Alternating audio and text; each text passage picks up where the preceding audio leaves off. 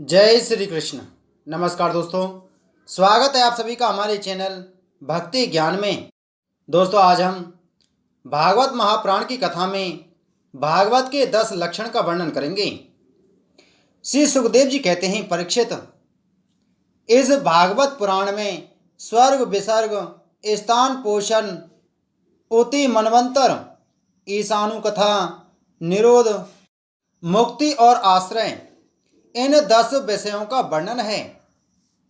इनमें जो 10वां आश्रय तत्व है उसी का ठीक ठीक निश्चय करने के लिए कहीं श्रुति ने, कहीं तात्पर्य से और कहीं दोनों के अनुकूल अनुभव से महात्माओं ने अन्य 9 विषयों का बड़ी सुगम रीति से वर्णन किया है। ईश्वर की प्रेरणा से गुणों में क्षोम होकर रूपांतर होने से जो आकाश आदि पंचभूत शब्दादि तन मात्राएं, इंद्रिया, अहंकार और महतत्व की उत्पत्ति होती है, उसको सर्ग कहते हैं। उस विराट पुरुष से उत्पन्न ब्रह्मा जी के द्वारा जो विभिन्न चराचर सृष्टियों का निर्माण होता है उसका नाम है विसर्ग। प्रतिपद नाश की ओर बढ़ने वाली सृष्टि को एक मर्यादा में स्थिर रखने से भगवान विष्णु की जो श्रेष्ठता सिद्ध होती है उसका नाम स्थान है। अपने द्वारा सुरक्षित सृष्टि में भक्तों के ऊपर उनकी जो कृपा होती है उसका नाम है पोषण। मनवंतरों के अधिपति जो भगवत भक्ति और प्रजा पालन रूप शुद्ध धर्म का अनुष्ठान करते हैं उसे मनवंतर कहते हैं। जीवों की वे वासनाएं जो कर्म के द्वारा उन्हें बंधन में डाल देती हैं उति नाम से कही जाती हैं। भगवान के विभिन्न अवतारों के और उनके प्रेमी भक्तों की विविध आख्यानों से युक्त गाथाएं ईश कथाएं हैं। जब भगवान योग निद्रा स्वीकार करके शयन करते हैं तब इस जीव का अपनी उपाधियों के साथ उनमें लीन हो जाना निरोध है। अज्ञान कल्पित कर्तव्य, भोक्तव्य आदि अनात्म भाव का परित्याग करके अपने वास्तविक स्वरूप परमात्मा में स्थित होना ही मुक्ति है। परीक्षित, इस चराचर जगत की उत्पत्ति और प्रलय जिस तत्व से प्रकाशित होते हैं वह पर ब्रह्म ही आश्रय है। शास्त्रों में उसी को परमात्मा कहा गया है। जो नेत्र आदि इंद्रियों का अभिमानी दृष्टा जीव है वही इंद्रियों के अधिराष्ट्र देवता सूर्य आदि के रूप में भी हैं, और जो नेत्र गोलक आदि से युक्त दृश्य देह है वही इन दोनों को अलग अलग करता है। इन तीनों में यदि एक का भी अभाव हो जाए तो दूसरे 2 की उपलब्धि नहीं हो सकती। अतः जो इन तीनों को जानता है वह परमात्मा ही सबका अधिष्ठान आश्रय तत्व है। उसका आश्रय वह स्वयं ही है, दूसरा कोई नहीं। जब पूर्वोक्त विराट पुरुष ब्रह्मांड को फोड़कर निकला तब वह अपने रहने का स्थान ढूंढने लगा, और स्थान की इच्छा से उस शुद्ध संकल्प पुरुष ने अत्यंत पवित्र जल की सृष्टि की। विराट पुरुष रूप नर से उत्पन्न होने के कारण ही जल का नाम नार पड़ा, और उस अपने उत्पन्न किए हुए नार में वह पुरुष 1000 वर्षों तक रहा। इसी से उसका नाम नारायण हुआ। उन नारायण भगवान की कृपा से ही द्रव्य, कर्म, काल, स्वभाव और जीव आदि की सत्ता है। उनके उपेक्षा कर देने पर और किसी का अस्तित्व नहीं रहता। उन अद्वितीय भगवान नारायण ने योग निद्रा से जागकर अनेक होने की इच्छा की। तब अपनी माया से उन्होंने अखिल ब्रह्मांड के बीज स्वरूप अपने स्वर्ण में वीर को 3 भागों में विभक्त कर दिया। आदिदेव, अध्यात्म और अधिभूत। परीक्षित, विराट पुरुष का एक ही वीर 3 भागों में कैसे विभक्त हुआ सो सुनो। विराट पुरुष के हिलने डोलने पर उनके शरीर में रहने वाले आकाश से इंद्रिय बल, मनोबल और शरीर बल की उत्पत्ति हुई। उनसे इन सब का राजा प्राण उत्पन्न हुआ। जैसे सेवक अपने स्वामी राजा के पीछे पीछे चलते हैं वैसे ही सबके शरीर में प्राण के प्रबल रहने पर ही सारी इंद्रियां प्रबल रहती हैं, और जब वह सुस्त पड़ जाता है तब सारी इंद्रियां भी सुस्त हो जाती हैं। जब प्राण जोर से आने जाने लगा तब विराट पुरुष को भूख प्यास का अनुभव हुआ। खाने पीने की इच्छा करते ही सबसे पहले उनके शरीर में मुख प्रकट हुआ। मुख से तालु और तालु से रसनेन्द्रियां प्रकट हुईं। इसके बाद अनेकों प्रकार से रस उत्पन्न हुए जिन्हें रसना ग्रहण करती है।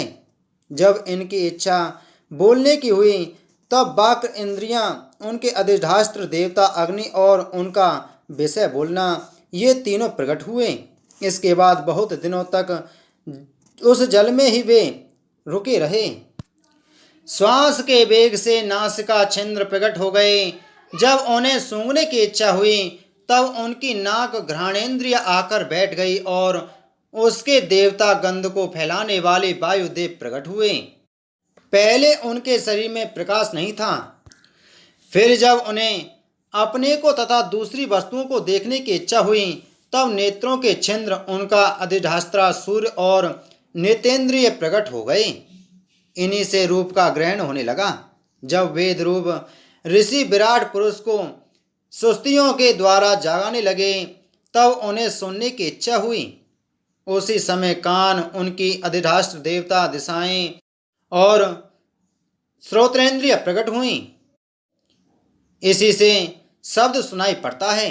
जब उन्होंने वस्तुओं की कोमलता, कठिनता, हल्कापन, भारीपन, उष्णता और शीतलता आदि जाननी चाहिए तब उनके शरीर में चर्म प्रकट हुआ।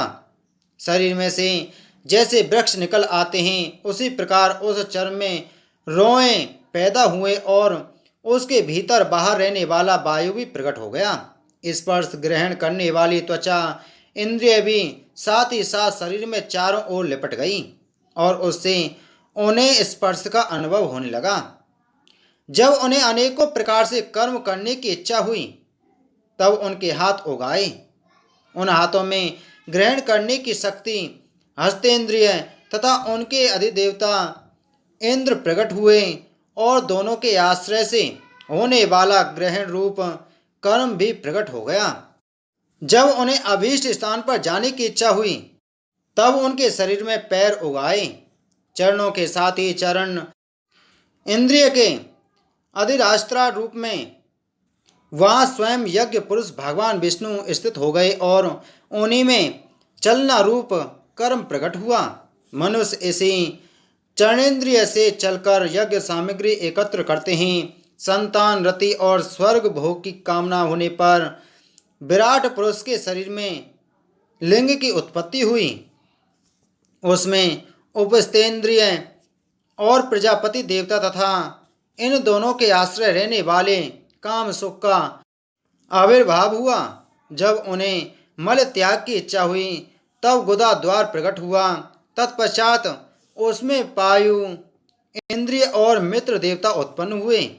इन्हीं दोनों के द्वारा मल त्याग की क्रिया संपन्न होती है। अपान मार्ग द्वारा एक शरीर से दूसरे शरीर में जाने की इच्छा होने पर नाभि द्वार प्रकट हुआ। उससे अपान और मृत्यु देवता प्रकट हुए। इन दोनों के आश्रय से ही प्राण और अपान का विछोह यानी मृत्यु होती है।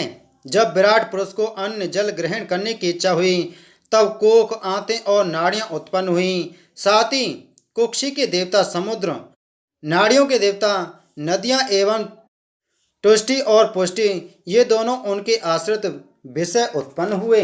जब उन्होंने अपनी माया पर विचार करना चाहा तब हृदय की उत्पत्ति हुई। उससे मन रूप इंद्रिय और मन से उसका देवता चंद्रमा तथा विषय, कामना और संकल्प प्रकट हुए। विराट पुरुष के शरीर में पृथ्वी, जल और तेज से 7 धातुएं प्रकट हुईं।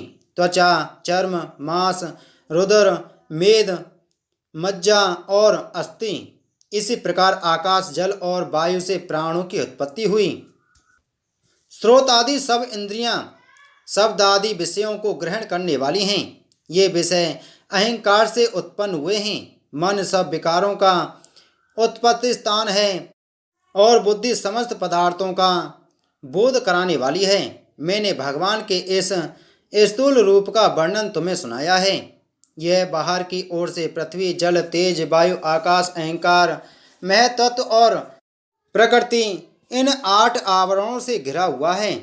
इससे परे भगवान का अत्यंत सूक्ष्म रूप है।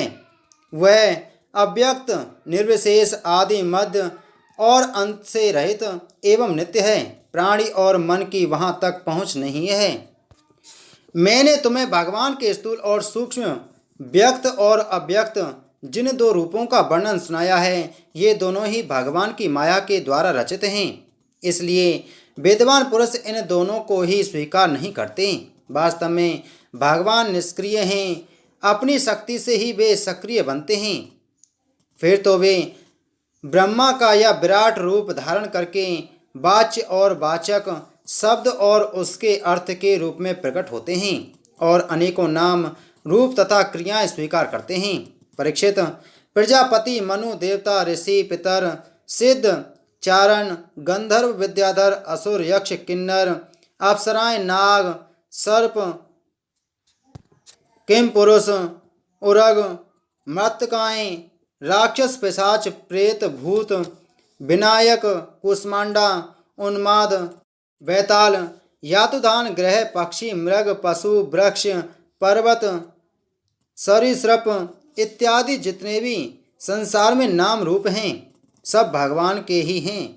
संसार में चर और अचर, वेद से जो प्रकार के तथा जरायुज, अंडज, स्वेदज और उद्विज, वेद से 4 प्रकार के जितने भी जलचर, थलचर तथा आकाशचारी प्राणी हैं, सब के सब शुभ, अशुभ और मिश्रित कर्मों के तदनुरूप फल हैं। सत्व की प्रधानता से देवता, रजोगुण की प्रधानता से मनुष्य और तमोगुण की प्रधानता से नारकीय योनियां मिलती हैं। इन गुणों में भी जब एक गुण दूसरे 2 गुणों से अभिभूत हो जाता है, तब प्रत्येक गति के 3-3 भेद और हो जाते हैं।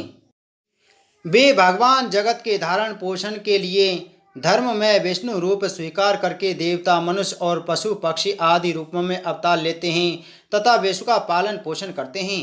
प्रलय का समय आने पर वे ही भगवान अपने बनाए हुए इस विश्व को कलाग्नि स्वरूप रुद्र का रूप ग्रहण करके अपने में वैसे ही लीन कर लेते हैं जैसे वायु मेघमाला को। परीक्षित, महात्माओं ने अचिंत ऐश्वर्य भगवान का इसी प्रकार वर्णन किया है, परंतु तत्वज्ञानी पुरुषों को केवल इस सृष्टि पालन और प्रलय करने वाले रूप में ही उनका दर्शन नहीं करना चाहिए, क्योंकि वे तो इससे परे भी हैं। सृष्टि की रचना आदि कर्मों का निरूपण करके पूर्ण परमात्मा से कर्म का कर्तापन का संबंध नहीं जोड़ा गया है। वह तो माया से आरोपित होने के कारण कर्तव्य का निषेध करने के लिए ही हैं। यह मैंने ब्रह्मा जी के महाकल्प का अवान्तर कल्पों के साथ वर्णन किया है। सब कल्पों में सृष्टि क्रम एक सा ही है।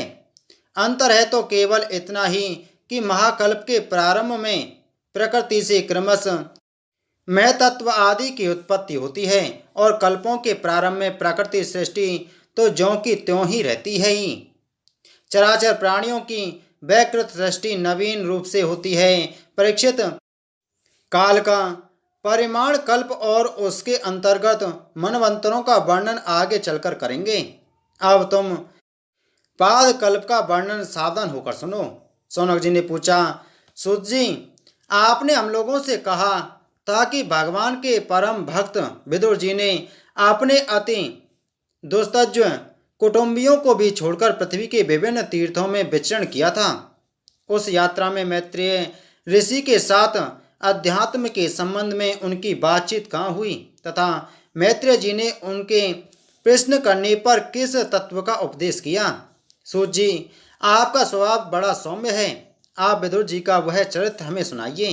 उन्होंने अपने भाई बंधुओं को क्यों छोड़ा और फिर उनके पास क्यों लौट आए? श्री सूत जी ने कहा, शौनक आदि ऋषियों, राजा परीक्षित ने भी यही बात पूछी थी।